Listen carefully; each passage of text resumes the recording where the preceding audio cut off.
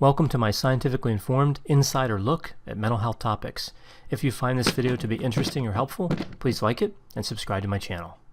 Hello, this is Dr. Grande. Today's question is, what is hypersexuality?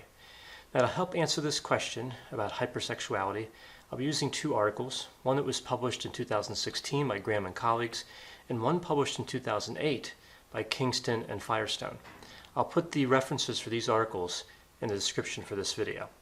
So let's start with the construct of hypersexuality, and then we'll look at some of the different issues about how it's defined and some of the problems that have come up with that. So hypersexuality is an interesting construct. We don't actually have one agreed upon definition for it, but there have been many articles written about the construct and there are many theories about it.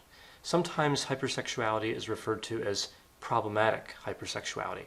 We see certain traits with hypersexuality like compulsive sexual behavior, exaggerated sexual behavior, and intense sexual fantasies. And again, these are all part of a construct, not a mental disorder like we would see in the Diagnostic and Statistical Manual. There is no DSM hypersexuality disorder, for example. Now we see that hypersexuality appears to affect about 5 to 10% of the general population, and it appears to have an onset in early adulthood. Now we see there are several associated characteristics with hypersexuality. We see high sex drive, compulsive sexual behavior, as I mentioned, impairment, obsessive focus on sexual stimuli. We also see emotional dysregulation. We see an increased interest in paraphilic activities. And we also see decreased life satisfaction, increased contact with the criminal justice system, and increased substance use. So there are some symptoms with this construct that seem similar to what we see with mental disorders, and there are some negative consequences that seem to have similarities with a few mental disorders. Now, as indicated, there is some controversy around this term, and the Graham and colleagues 2016 article really looked at the definition and the construct of hypersexuality and tried to determine whether it was categorical or dimensional.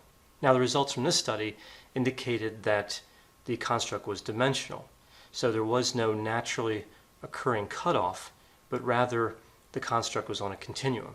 So this information helps us to assess and study this construct, but of course, if this construct is ever going to become a mental disorder, it's going to have to be categorical at some level. And we see there have been many attempts to categorize hypersexuality. For example, before DSM-5 was finalized, we saw that the paraphilia sub-work group had submitted a hypersexual disorder for consideration. And they had several potential symptom criteria. And they all kind of are aspects of sexual fantasy, urges, and behaviors. I'm just going to refer to those all as behaviors. And we see they looked at elements of time engaging those behaviors, repetitive engagement of those behaviors, particularly if there was a negative mood, stress, or if painful consequences were disregarded. And they also had unsuccessful effort to control those behaviors as one criterion. Of course, that effort was not successful, and again, hypersexuality is not a mental disorder in the DSM, but we've also seen other attempts to categorize hypersexuality that occurred much earlier. Kinsey in 1948 tried to categorize it using this idea of total sexual outlet, which was quantified by measuring the number of orgasms an individual had in a week by any method. So this would be interpersonal, like sex with a partner, or impersonal, like masturbation. And we saw here the cutoff score was 7 or more orgasms in a week. Kinsey's study and some early studies showed that about 5 to 10% of males met that definition, that 7 or more orgasms in a week definition. And later studies showed that individuals with paraphilic disorders, again, this was a study of all men, showed that about 80% of those individuals met that definition of total sexual outlet.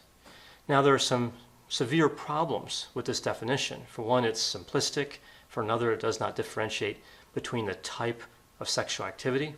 So, for example, the interpersonal sexual activity, sex with a partner, is associated with positive mood, and impersonal sexual activity, the masturbation, is associated with negative mood. So there's some important aspects that weren't really clearly defined in that simplistic definition. Also, it's not clear how that total sexual outlet definition would be applied to women, because the studies did not include women. Now we see that this hypersexuality construct is not a classification, as I mentioned, and there's disagreement on how it would be diagnosed if it was a possible diagnosis. So this term is in a state of change and it's being studied, and there's a lot of confusion and disagreement surrounding it. Even still, with all this disagreement, what if somebody does appear to have this construct? What if somebody appears to have hypersexuality? What happens to them? How do they get diagnosed? And what would they get diagnosed with? Well, right now in the DSM, it's likely that they would be considered to have a paraphilia, or perhaps they'd be diagnosed with a paraphilic disorder, like voyeuristic disorder, frauderistic disorder. There's 8 paraphilic disorders listed in the DSM. But there are problems with this as well. Not all problematic hypersexuality would qualify as paraphilia or paraphilic disorder. For example, there are paraphilia-related disorders, like protracted promiscuity or severe sexual desire incompatibility. Now, there is a lot of overlap between these related disorders and paraphilia, but again, it's important we get these definitions correct because those constructs are not the same thing. So one thing's clear from our current research on hypersexuality. We need a conceptual and diagnostic framework that's valid. This appears to be a genuine construct, and there are negative consequences associated with it, and we don't have the tools necessary yet to assess it and diagnose it. We don't really understand it, so we can't categorize it correctly. The purpose of classification, the purpose of mental disorders like in the DSM, is to facilitate effective treatment. So this isn't simply an academic exercise. We're not just trying to understand it with no goal in mind. There is an applied portion to this as well. We're trying to understand it and trying to help people who appear to be suffering with hypersexuality. I hope you found this description of hypersexuality to be interesting. Thanks for watching.